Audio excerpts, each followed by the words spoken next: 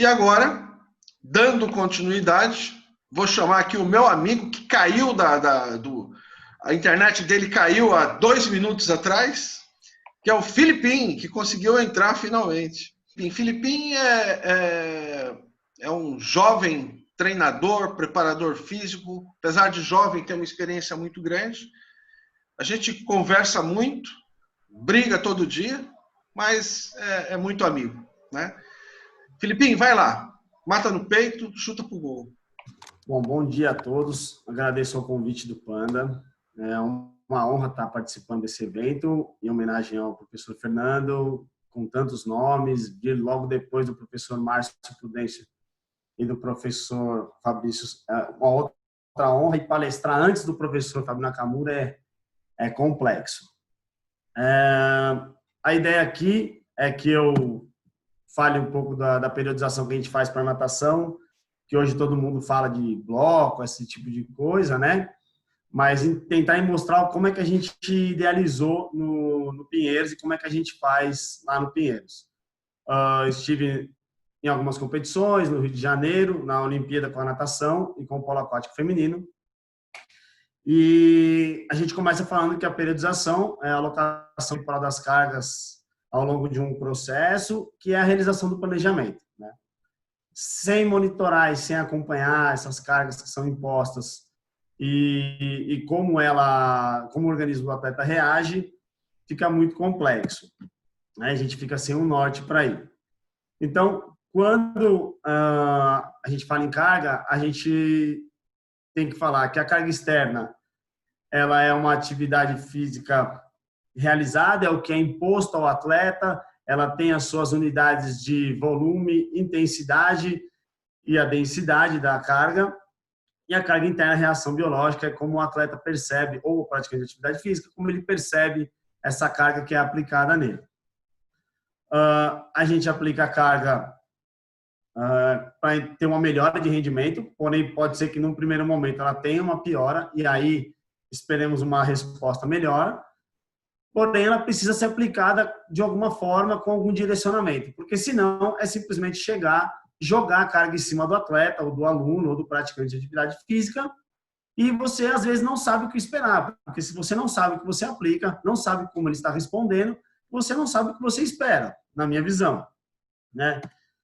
Periodização, existem N modelos, teorias, propostas, de todas as formas. Rafael Faquina foi muito feliz quando falou de sinos estruturais. O professor Daniel falou de vários tipos de teorias de periodização. E eu venho aqui mostrar como é que a natação ela tenta fazer hoje a sua periodização, né? Com essa aplicação desses conceitos e entendimento desses conceitos de carga concentrada. A periodização ela vem no início, o primeiro modelo com o Matveev proposto, ele já introduz uma nomenclatura de preparatório, competitivo e transitório, né? Ele inicialmente tinha um pico por ano, chegou a uma teoria de serem possíveis 2 picos, 3 picos já era muito difícil de fazer, porém foi um primeiro, para mim o pai da periodização, um dos professores mais importantes que a gente tem na área de treinamento, porque mostrou que dava para se alocar as cargas de alguma forma, uma organização melhor, né? Esse é um desenho clássico da teoria, acho que eu já vi esse desenho nessas palestras N vezes aqui, e ele sempre deve ser falado, porque Matveev traz um conceito de ciclos, de macrociclos, mesociclos, microciclos, e ele propõe um tipo de organização, um tipo de desenvolvimento das capacidades dos atletas. Ele sofre muitas críticas por causa da quantidade de capacidades treinadas ao mesmo tempo. Ele sofre muitas críticas por ter um tempo de preparação geral muito grande, e eles dizem que existe uma falta de tempo para se elevar a forma desportiva após o período de fase preparatória. Porém, o modelo dele segue sendo utilizado, existem pessoas que conseguem fazer muito bem, outras preferem os modelos de cargas concentradas. E a natação, um adendo somente, esse gráfico ele está colorido somente para o entendimento nosso, né? A natação ela tenta buscar, no primeiro momento, uma mudança de como ela é periodizada, de como as cargas são alocadas nesses treinamentos. porque antes tentava se fazer como uma TVEV. E aí, às vezes, não dava certo, muito complexo, treinar tudo ao mesmo tempo, né? Então, o PC faz uma sua dissertação de mestrado com a periodização em blocos de Verkhoshansky, que foram aplicados em velocistas. E aí, Verkhoshansky é uma teoria que veio do final da década de 70, ele já traz um conceito de blocos, né? Ele já traz um conceito de concentração de carga, de cargas unidirecionais. E aí ele propõe periodização, planejamento, organização e controle das cargas, conceitos de cargas unidirecionais. Ele progride a carga, ele traz um conceito de interconexão das cargas, um desenvolvimento distinto dessas cargas nos blocos que passam, e aí ele mais ou menos que propõe, mostra como seria um gráfico do atleta, né? Esse gráfico é representativo, onde a capacidade de trabalho dele cai e a capacidade, no momento certo, do bloco C ali, ela sobe, chegando na competição com o seu melhor rendimento. Com a aplicação desse tipo de modelo, nós começamos a ver que para a natação, talvez essa linha azul seria o que melhor representasse. A capacidade do atleta, ela não cairia tanto, dependendo do tipo de prova que ele faz. Então, a gente traz para a natação outro conceito de carga concentrada, que é o modelo de Surin, que ele trabalha com acumulação, transformação e realização, também trabalha com carga concentrada, mas ele aloca um pouquinho mais, ele não necessariamente tem uma capacidade somente, como a força trabalhada nos blocos dele. Ele aloca os blocos, as capacidades mais próximas, que podem ser trabalhadas juntos. E aí, ele propõe vários picos durante uma temporada. Nesse modelo, é um modelo do livro dele, que você tem cinco picos vindo da competição menos importante no ano para a competição mais importante, onde ele mostra que os blocos de acumulação, transformação e realização, eles podem variar do seu tamanho de acordo com a importância da competição e de acordo com como você anda durante o ano, né?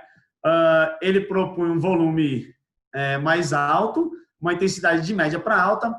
Essa palavra ótimo, volume ótimo, eu não gosto muito de usar, porém, como a referência dele, a gente tem que colocar. Ele trabalha com volume um pouco menor na transformação, a intensidade dele continua alta, e na realização o volume dele cai, por exemplo, mas a intensidade continua alta, né? Até numa máxima, eu coloquei também máxima intensidade, mas é uma intensidade maior, sempre a intensidade lá em cima. Ele coloca que a concentração de carga deve ter um número menor de capacidades, mas ele consegue alocar capacidades que se complementam ou podem ser treinadas ao mesmo tempo com a maioria das cargas especiais. E ele propõe no modelo dele que as cargas sejam condicionadas de acordo com o tempo da mais residual, que tem a duração mais residual para menos residual. E ele mostra uma tabela, né? Então, a resistência aeróbica 30 dias, mais ou menos 5 dias, força máxima, e ele tem essa tabela, né? Ele coloca e ele organiza os treinos dele de acordo com essas combinações. Também foi uma tabela que foi passada aqui. E aí a natação fez o quê? A natação juntou esses conceitos de carga concentrada e viu que dava para aplicar de uma forma que era condizente para o esporte em questão, porém algumas modificações deveriam ser feitas. Com isso, em 2011, mais ou menos, a gente traz um conceito de monitoramento de carga para dentro da natação, onde ainda não tinha muito, e a gente começa a tentar entender como é que a gente coloca, como que a gente vai monitorar. Então, o Verkhoshansky, ele coloca que existem 3 questões importantíssimas, que é como está o atleta, que é o estado dele, o efeito que esse treinamento provoca e o que é a carga de treinamento dele. Porque precisa se monitorar, né? Não dá para aplicar a carga sem saber para onde a gente vai, o que a gente queria e o resultado que ela está dando. Novamente, o conceito de carga externa fica como estímulo imposto ao atleta e a carga interna, o estresse imputado por essa carga externa, uma reação à carga externa dele. Para uma mesma carga externa, né, diferentes cargas internas podem ser apresentadas, porque depende de cada atleta, como cada atleta sente isso daí. Eu tenho um exemplo prático no final, que a gente vai conseguir ver.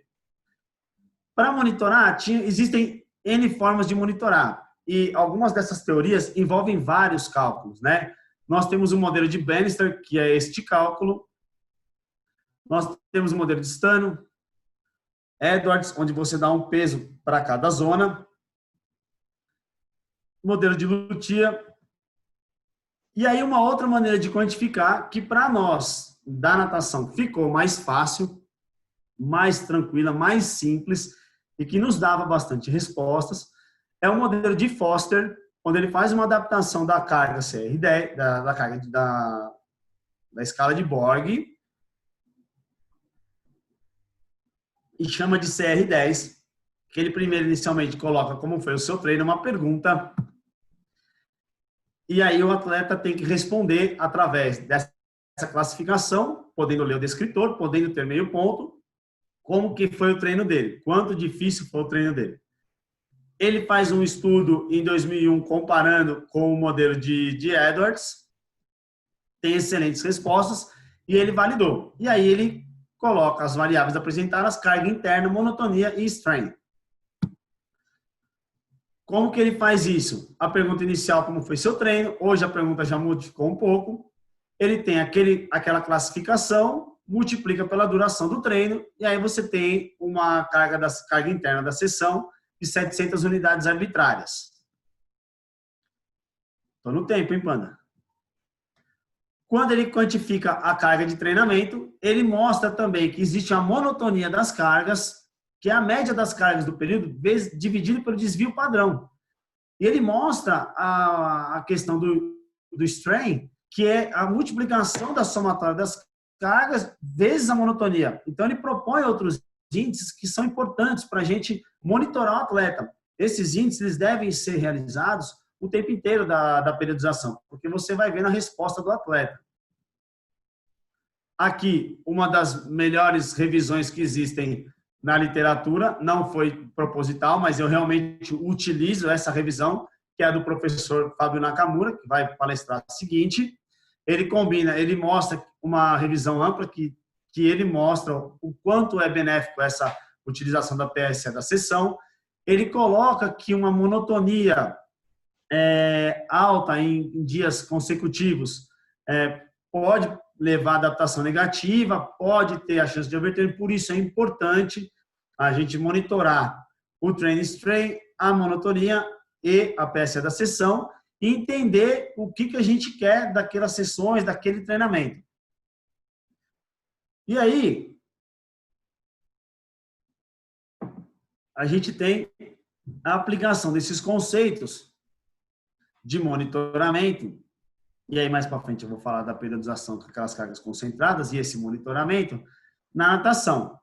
Aqui um trabalho do Wallace, com Aaron Cutts e outros pesquisadores, onde ele aplicou essa escala e ele identificou esses dados. Reparem que a carga interna semanal são de 3.581 unidades arbitrárias. E para algumas pessoas é uma carga alta, né? Eu tive um caso com o treinador logo que eu comecei a fazer esse monitoramento da carga interna e ele me falou, eu vi a carga interna do basquete, era uma novidade, e ela deu 2.800 unidades arbitrárias. E eu comecei a rir. Ele falou, eu quero que a minha carga chegue nisso, porque é uma carga alta. Eu falei assim, olha, então eu vou te mostrar o seu relatório para você ter uma ideia de quanto é a sua carga de unidades arbitrárias. E desde esse momento nós começamos a ter um entendimento de como monitorar e o que está acontecendo. Ele também encontra aqui, para treinos de intensidade baixa, o técnico subestima a intensidade que o atleta identifica do treino e para treinos de alta intensidade, o técnico superestima, né? Então, na intensidade moderada, meio que se equivalem as respostas de técnico e atleta, porque ele monitorou também como o treinador achava que ia ser reportada a PSE do treinamento. Então, dessas questões de concentração de carga, que nós tivemos as modificações para aplicação na natação, criando ali um tipo de trabalho junto com esse monitoramento que nós propusemos na natação, a gente conseguiu uma aplicação prática disso, que traz para nós como a natação hoje ela é feita no Pinheiros, principalmente. Existe o planejamento, execução, monitoramento e avaliação, né? Em algum momento, ou a gente faz uma reunião de planejamento, planeja todas as sessões de treino, aplica as sessões de planejamento, as sessões de treino que foram planejadas, e aplica os testes de performance. Esses testes são discutidos junto com as análises de performance de água, junto com o monitoramento da carga interna, externa, o bem-estar e a sua recuperação feita pelo TQR, avalia esses dados ou continua ou replaneja tudo. Num primeiro momento, quando nós iniciamos isso, realmente, em algumas horas, tivemos que replanejar, porque a carga estava muito alta ou a resposta do atleta não estava condizente com o que a gente queria. Porém, com o passar dos anos, são muitos anos fazendo isso já com a natação e com os atletas que não modificam muito na equipe adulta, a gente já teve um entendimento melhor e hoje a gente já identifica muito melhor as respostas e condições do atleta. Aplicação prática. A gente tem um macro igual a esse, que a gente fala com o treinador e a gente determina mais ou menos como vão ser as cargas aplicadas, né? Então, num primeiro momento, o trabalho de força e força máxima como prioridade. Num segundo momento, que são esses blocos B1 e B2, uma prioridade de potência. E o taper é a sua manutenção de potência. O que acontece? Nós pegamos essa teoria de Verkhoshansky com a teoria de Surin e fizemos o que nós considerávamos que daria certo para a natação. Porque só treinar força enquanto o atleta roda em baixa intensidade não ajudaria. E só treinar força e só treinar uma capacidade na água de alta intensidade e fazer trabalho de baixa intensidade na musculação também não ajudaria muito para a gente. Então, nós tivemos aqui o desenvolvimento de força máxima e capacidade aeróbia, onde nós conseguimos conversar com o treinador e ele entendeu, e ele também veio na proposta, de que a capacidade aeróbia ela ia ser trabalhada com treinos de alta intensidade. Então, sempre que a gente vai fazer um treinamento nesse período de bloco A1, 2 e A3, ele tem o desenvolvimento aeróbio nos treinos de alta intensidade. Dificilmente a gente hoje roda, vamos dizer assim, em baixa intensidade. Ao mesmo tempo que a gente desenvolve a força máxima do atleta. E na mudança de orientação do bloco, ele tem uma manutenção de capacidade aeróbica com alguns trabalhos de alta intensidade, mas a gente já desenvolve a velocidade do atleta, desenvolve a potência na sala de musculação como prioridade e a gente começa já a fazer um desenho de prova do atleta, porque eu já trabalhei a segunda parte da prova no primeiro momento, e aí trabalha a velocidade, é como se a gente falasse que trabalha a ida, primeiro trabalha a volta, depois trabalha a ida. E aí a gente tem o taper, que é a manutenção das capacidades e o desenho da prova. Né? Como é que a gente fez isso para um melhor entendimento? Nós dividimos um bloco A, um bloco B e um bloco taper. No primeiro momento colocamos C também, mas depois foi modificado e aí esse bloco C acabou a nomenclatura mudando. A resistência de força eu trabalho somente com uma questão de adaptação de volta aos treinos e aí eu desenvolvo força e força máxima dentro desses 3 blocos, sempre na intensidade de média para alta e aí subindo a intensidade até o final do bloco A3. Desenvolvimento aeróbio na água com treinos de alta intensidade e aí ele fica menor. E o desenvolvimento anaeróbio lático na água também, sempre com trabalhos intensos e mais curtos. Então, a gente diminuiu um pouquinho a metragem que eles nadam, porém a intensidade subiu. O bloco B, a gente desenvolve a potência, a gente faz a manutenção de força máxima, e aí a gente utiliza na questão do treinamento complexo que o professor Gilmar falou ontem, com altas cargas e, na sequência, um trabalho de potência. E aí eu tive uma grande discussão com outro professor, que ele me disse, não, esse tipo de trabalho somente desenvolve potência. Eu falei, ok, ele é prioritariamente um desenvolvimento de potência. Porém, ele tem uma alta carga, então a manutenção da força, ela consegue ser feita e a gente consegue também fazer uma manutenção de força com trabalhos isolados. E aí, o treinador de água anaeróbio alático e de velocidade um pouco mais estendida. O bloco taper, o desenho total da prova. Durante esses blocos, nós temos ali os testes de performance e as análises de prova. E aí, o atleta tem que chegar 1 a 2 semanas pronto para a competição, antes da competição, já meio que fazendo o tempo que nós queremos que ele vai fazer. Então, determina-se mais ou menos, um pouco para cima, um pouco para baixo, quanto de tempo ele tem que fazer em cada bloco. Um exemplo, um atleta que nade, que a gente queira que ele nade para 58 segundos dentro do sem borboleta, uma atleta. Então, no bloco A, ela já precisa estar nadando para 1,059 alto.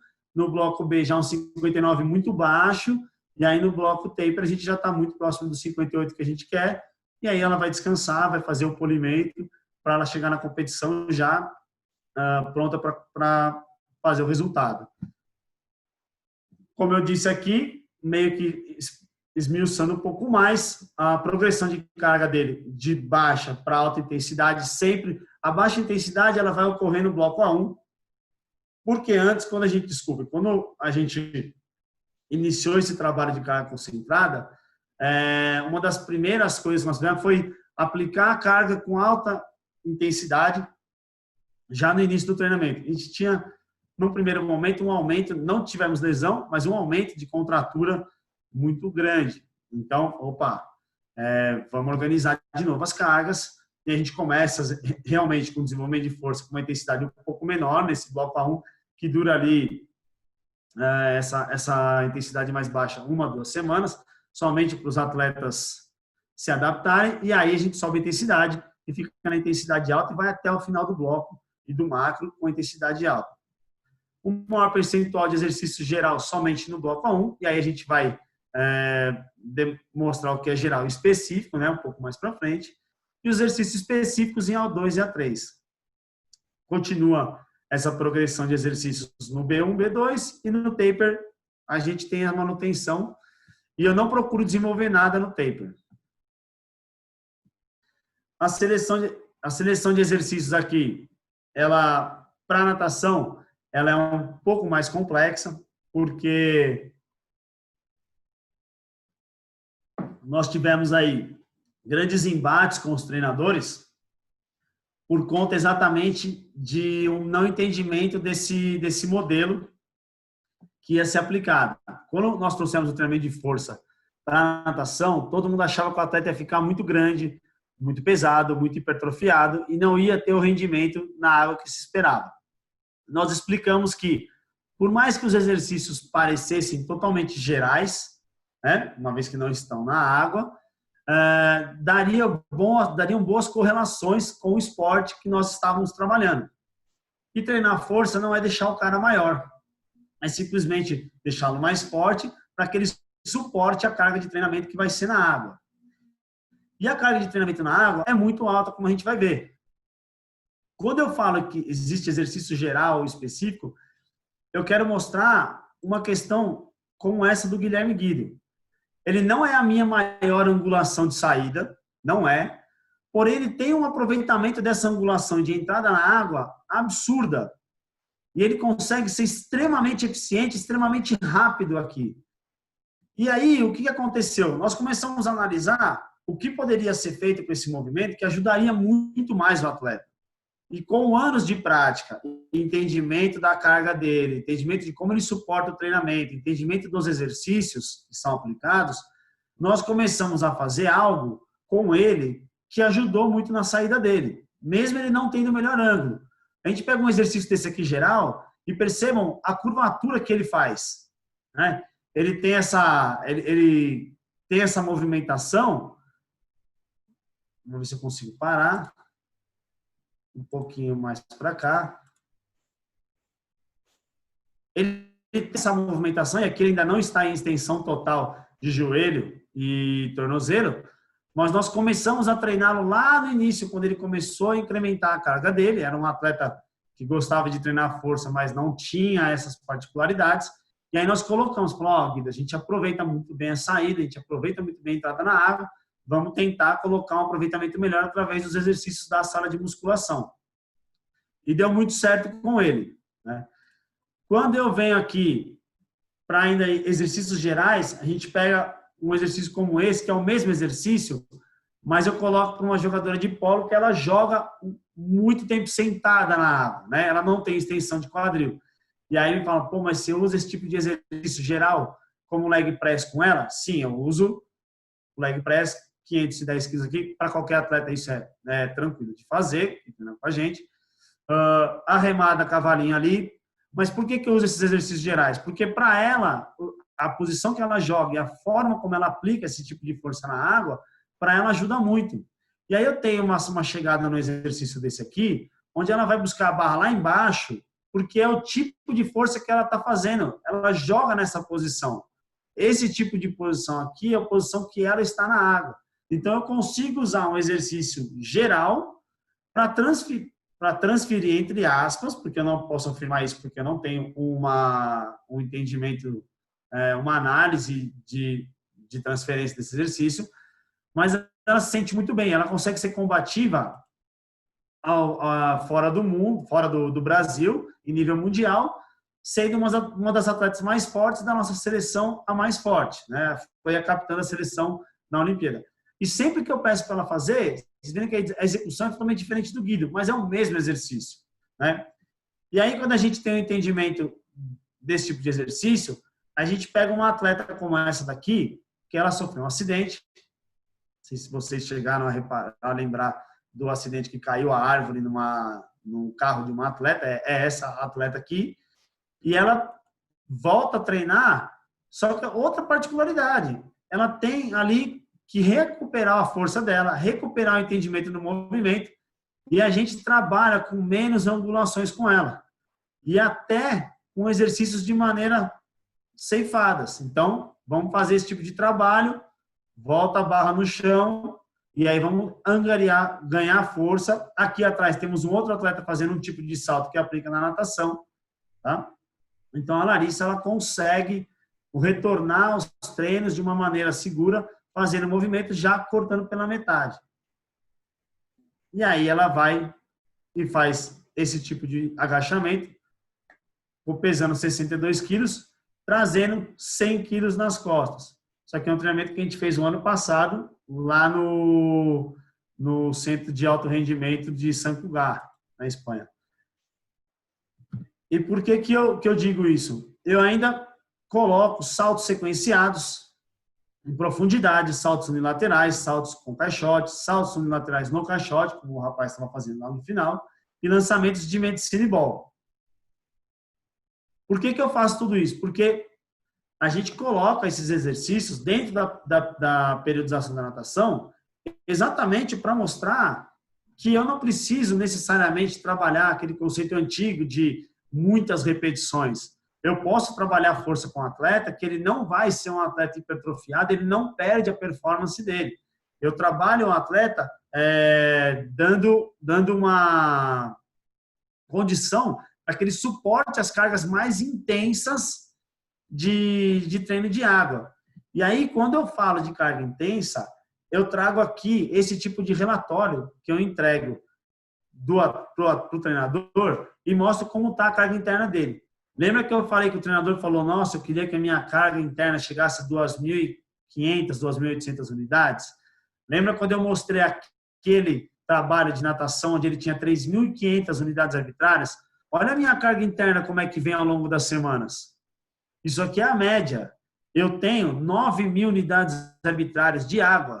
Eu tenho 8.990 unidades arbitrárias de água. Aqui, uma semana que ele considerou regenerativa, porque ele diminuiu a quantidade de treinos e a intensidade dos treinos, deu 5.800 unidades arbitrárias. E quando eu mostrei isso para um amigo meu pesquisador, ele falou assim, você vai matar os caras. Eu falei, não, depois de tanto tempo trabalhando, eu já visualizo esse tipo de carga e eu sei que esse tipo de carga ele é normal para aquele período. Então, eu entendo que aquele período ele seja normal, entre aspas, para aquela equipe. Por quê? Porque eu olho isso daqui também, a recuperação dele, que é uma escala que vai de 6 a 20, E eu tenho já, como há muito tempo eu trabalho com essa equipe, e esse tipo de aplicação de carga, esse tipo de periodização, essa teoria, eu consigo entender se essa recuperação dele aqui está sendo boa ou ruim. Em determinado momento, eu vou ter a recuperação um pouco pior, eu vou ter uma carga muito alta, e aí eu faço ainda um contraste com o meu bem-estar semanal. E aí, quando eu falo assim, pô, mas a recuperação está no 12, 12, 12, eu vou pegar o meu well-being diário, que ele vai até 25, eu tenho 16, eu tenho 15, eu tenho 16, eu falo, opa, e aí o semanal, ele corrobora mais ou menos com a carga dele, né? Quando ele deu na semana 7 uma regenerativa, na semana 8 subiu um pouco o meu well-being. Para esse período, com esse tipo de carga aplicada, é o esperado para essa equipe. Então, uma carga de 9 mil unidades arbitrárias, ela é muito alta, sim, mas é uma equipe que suporta essa carga, devido ao tipo de preparação física que é feita, onde eu não excedo o limite do meu atleta a ponto de levá-lo a um risco de lesão muito alta, porém eu dou condição dele suportar esse tipo de treino muito intenso. Então, é muito intenso esse tipo de trabalho. A minha carga de preparação física, ela vem aqui embaixo, ó, 1.800, 1.900, 1.800. Então, ainda assim, não está somado. Então, a gente pode ver que passa de 10 mil unidades arbitrárias. Quando eu mostrei para o treinador isso, eu falei assim, ó, esse é o primeiro relatório que eu vou te mostrar. E isso a gente nem tinha chegado nesse nível de carga. A gente estava em 5.000, 6.000. Falei, meu Deus, os caras não vão andar. Desculpem. E, por incrível que pareça, eles andaram no dia seguinte, fizeram todos os treinos e se dão muito bem com esse tipo de carga aplicada. Pode ser que para esporte coletivo ou para outro tipo de esporte, essa carga, ou para outra equipe, eles não consigam assimilar e que o nível de lesão suba muito.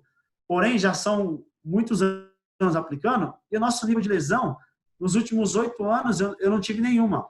As 2 lesões que a equipe teve, uma foi porque o atleta aumentou a carga por decisão própria, e aí num movimento que não era para aumentar e ele se lesionou, e a outra foi um desgaste que ele já veio de outra equipe, ele já estava desgastado, já veio meio que pré-cirúrgico e aí, com a carga aplicada realmente ele teve. Isso em 2012.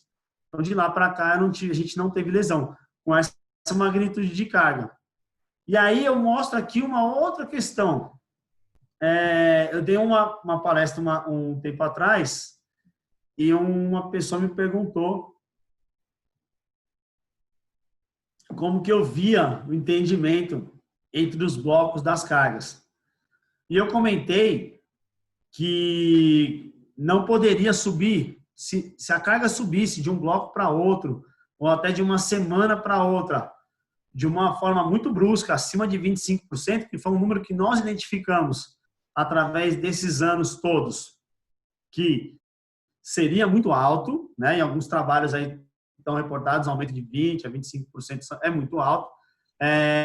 Eu pararia a semana ou conversaria com o treinador e falaria, ó, já subiu muito, o treinamento é diário e semanal, ó, subiu muito, a gente precisa essa semana segurar, porque está muito alta, e aí ele reduz.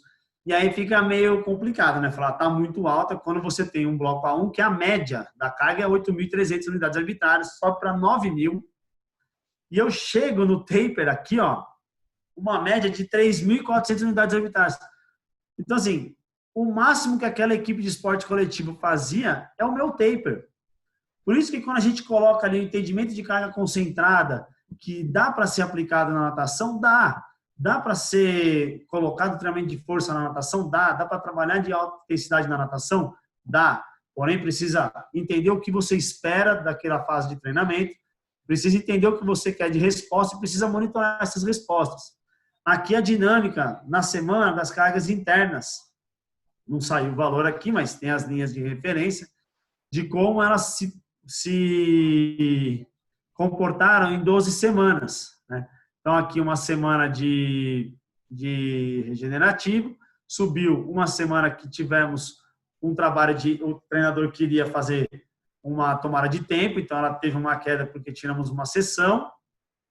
Essa semana aqui, de número 11, ela está um pouco maior porque também tivemos uma tomada de tempo. Então, o estresse do atleta, a percepção das cargas, o técnico intensificou um pouquinho o treino na semana por conta da tomada de tempo. Mesmo assim, ela teve uma queda brusca da semana 10. Semana 12 já estava praticamente se preparando para a competição. Uma queda do bloco A, da média, da carga do bloco A3 para a carga do bloco B, uma queda de 22%. A gente já acha que é uma carga boa.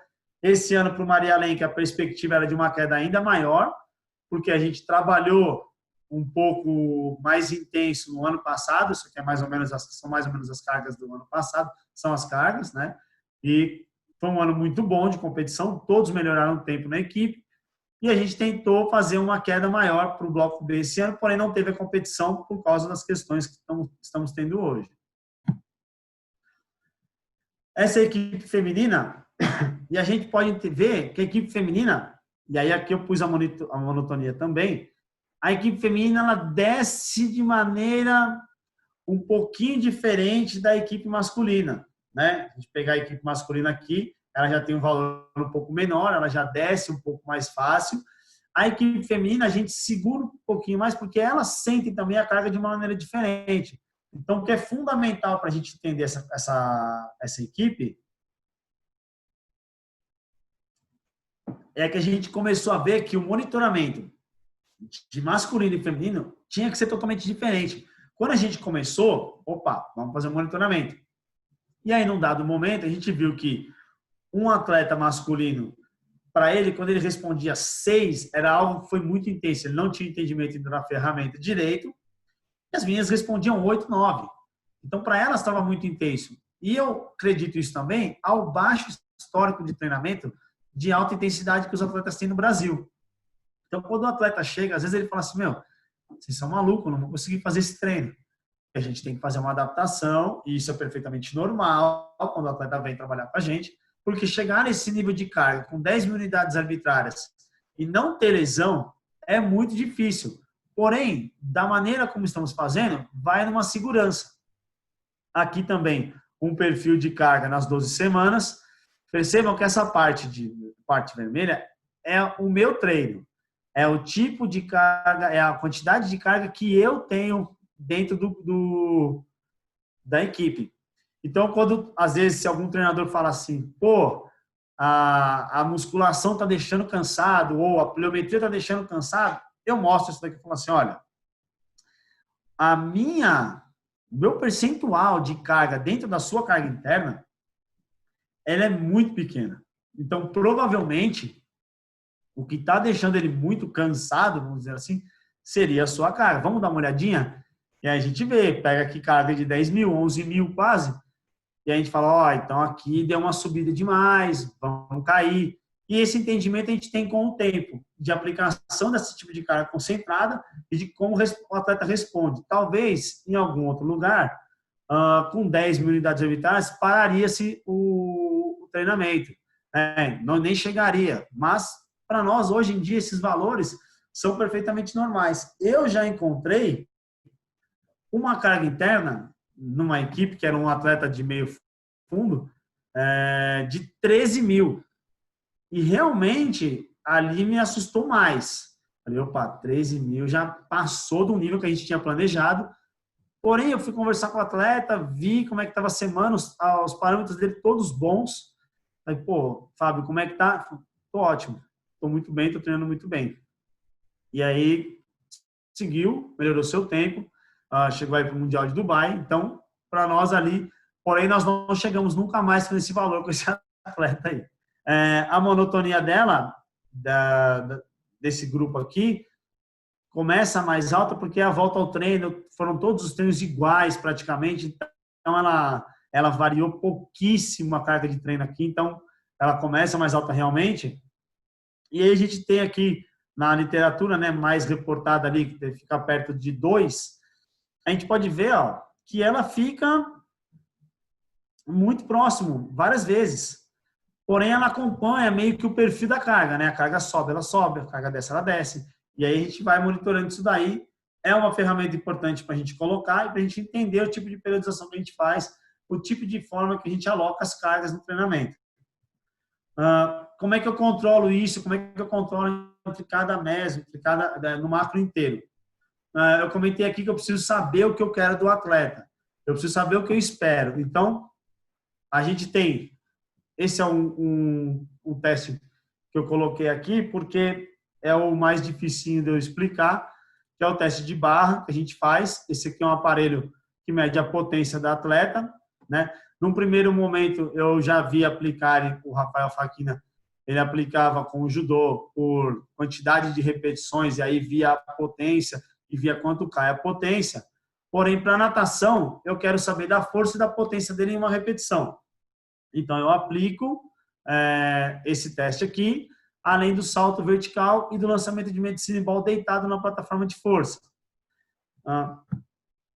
Opa, eu e a tecnologia.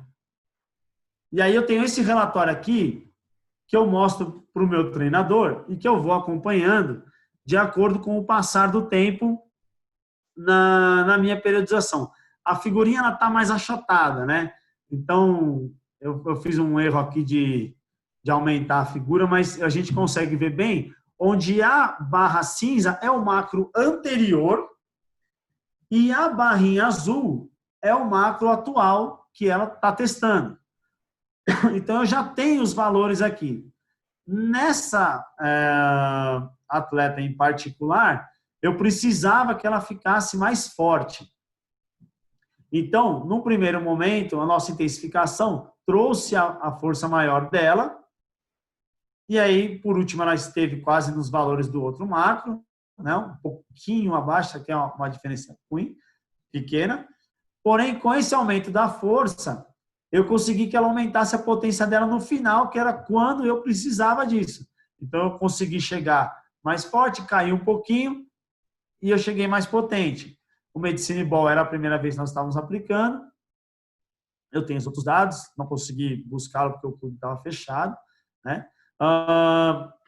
E aí, aqui, a velocidade na barra dela também aumentou. Vejam, passo que ela fica mais forte, a velocidade dela cai, porém, quando eu dou uma quedinha de força nela, que não foi uma queda que atrapalhou o rendimento dela, a velocidade dela subiu exatamente aqui, exatamente 2 ou 3 semanas antes da competição principal. A altura de salto dela aumentou bastante. Esse amarelinho é o personal best que ela tem antes de começar esses testes, né? A gente não foi atualizado. A potência dela aumentou bastante de membro inferior, força absoluta dela aumentou um pouco aqui no final, mas tivemos níveis muito bons. Essa atleta chegou para a gente em 2016 com overtraining, vindo de um overtraining, e ela tinha 1 no 100 borboleta, hoje ela tem 58,5. Estávamos trabalhando para que fizesse o índice olímpico, mas não teve a competição. Porém, a nossa ideia era que, treinando força de verdade, ela conseguiria aumentar os níveis de força e potência dela. Tô indo, Panda. Não fica bravo aqui. Tá acabando, mas eu tô acabando também. Um outro caso de um atleta, esse caso aqui foi um caso muito legal que eu quis trazer. Ele passou 2 Maria Lenks nadando quase para o melhor e não conseguia melhorar. E aí, no decorrer do ano, ele melhorava o tempo dele. A gente falou, alguma coisa, vamos analisar de novo a carga dele, vamos analisar a carga imposta nele, vamos ver o tipo de periodização que está acontecendo com ele, como é que ele está respondendo. E aí a gente conseguiu aumentar para o Maria Lenk potência, força, velocidade. E aí esse atleta, ele pulou de 2,0 no 200 medley para 58 no 200 medley. Isso é uma diminuição de 1 ano, de 2 segundos, absurda. Mas a gente entendeu que a carga dele ainda estava sendo aplicada, podia apertá-lo um pouco mais, podia ser mais intenso, forçar um pouquinho mais dentro das cargas de medley dele, que é o que ele nada. Membro inferior, ele já tinha uma condição que era muito boa para ele. Então, até teve uma pequena queda na força normalizada, porém ainda é uma força boa, 2,26, e a potência de membro inferior realmente caiu, porém na água ele conseguia ser muito potente ainda. Então, ok, estava dentro de um range que a gente aceitaria essa queda aqui, né? Aqui também teve, porque 3 semanas antes da competição ele sentiu muito a tomada de tempo, mas era perfeitamente normal, os índices dele de recuperação e aplicação de carga, estava tudo ok. Então, a gente considerou que ok os resultados, apesar de ter uma queda, né, em watts, porém, foi ok. E a força absoluta dele também caiu. E aí a gente entendeu também, porque dentro dos outros parâmetros que a gente monitora e dentro da periodização que a gente colocou de aplicação de carga para ele, estava dentro do que a gente esperava. Considerações finais. Tocou meu alarme. Os artigos reportam os valores que muitas vezes não mostram a realidade. Não é que o artigo é ruim ou que ele está errado. O artigo é muito bom, porque ele sempre vai nortear. As teorias de periodização, elas sempre norteiam o que nós temos que fazer. E eu acredito muito nisso. Porém, vai do seu entendimento de como isso pode ser aplicado para o seu atleta e de como você vai fazer essa aplicação de carga no atleta e monitorar isso nessas cargas alocadas ao longo do tempo. Atleta no meio aquático pode e deve treinar força. Atleta, para mim, tem que treinar força, de verdade. Porque, senão, na minha opinião, ele não consegue suportar a carga de treino dentro dessa equipe que a gente está falando. A gente dá uma condição que ele suporte uma carga de 10 mil unidades arbitrárias. Podem achar alto, mas funciona para a gente, está funcionando. Todos estão diminuindo o tempo, todos estão saudáveis com 10 mil unidades arbitrárias,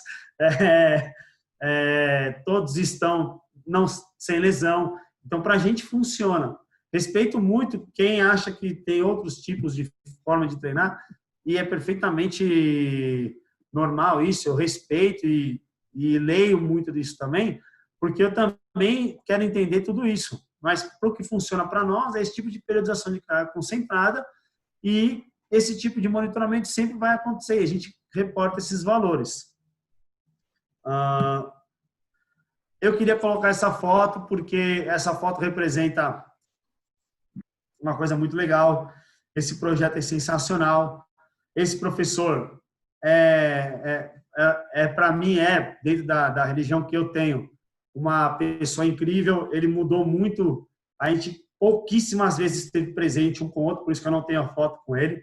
Mas nós conversamos bastante pela internet e eu acredito que esse homem era um abnegado do esporte. Era algo que ele fazia de coração e o Brasil precisa de pessoas como ele dentro do esporte, que trazem essas crianças para o esporte.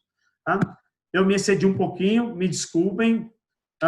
Esses são os meus contatos, eu fico à disposição de vocês. Essa palestra eu vou jogar dentro do Pandeló, ele vai disponibilizar para vocês.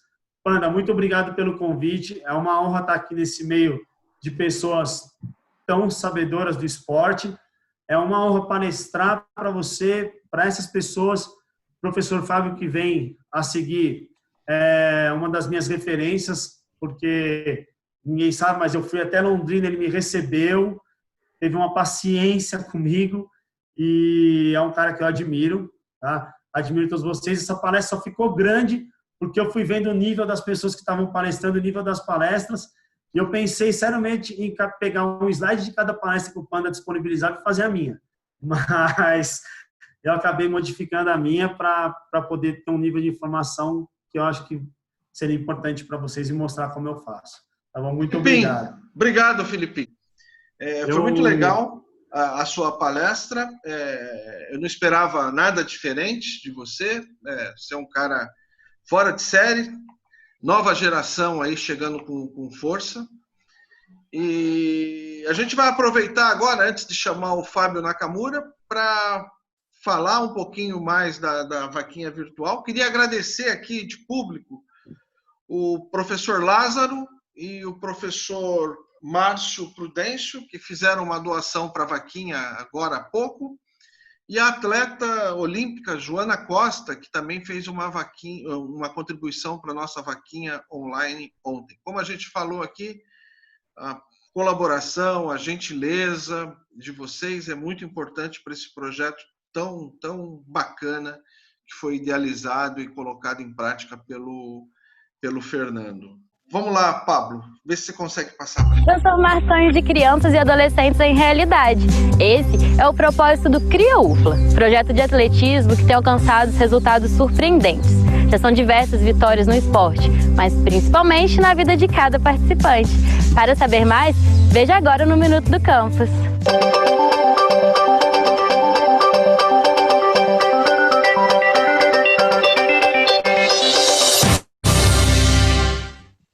A minha pesquisa teve como intuito verificar como a frequência de jovens em projetos socioesportivos tendem a trazê-los para eles uma blindagem social, no sentido de que privam eles de certas mazelas que nossa sociedade possui. E com eles é mais próximo de locais onde tem forte influência pedagógica e esportivas, tendem a fazê-los com que busquem se graduarem, se buscarem uma profissionalização na área do esporte também. O projeto Cria Lavras é um projeto da Universidade Federal de Lavras, né, em conjunto com a Prefeitura Municipal, onde nós estabelecemos alguns objetivos, né, e entre eles os mais importantes é disponibilizarmos o atletismo para as crianças carentes em situação de risco, né, em vulnerabilidade socioeconômica, e que essas crianças sejam trazidas até a universidade, e que a universidade passe a ser um ambiente possível e desejável para elas e para que nós consigamos interferir, né, nas nossas diversas comunidades. O Cria Lavras não é um projeto desportivo, bem claro. Ele é um projeto educacional que nós utilizamos o esporte como meio para alcançar o nosso objetivo principal. É lógico que como eles são, as crianças, os jovens são talentosos, né, acabam alcançando alguns resultados de expressão e nós temos diversos campeões. Mas o melhor resultado que nós temos é que nós encontramos uma forma da universidade entrar na casa dessas famílias, né, e em conjunto com os pais nós trabalhamos com o processo, né, de capacitação para entrar na universidade. Então, o que nós estamos verificando? Que os meninos que têm melhores resultados, normalmente, são aqueles que são mais competitivos também com relação à vida. E juntar essas duas coisas para a gente é bastante importante, bastante interessante.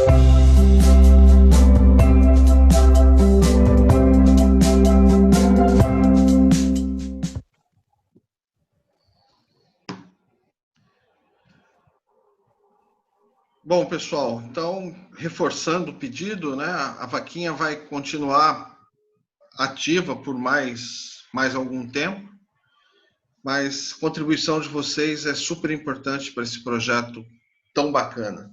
Obrigado aí pelo apoio ao projeto.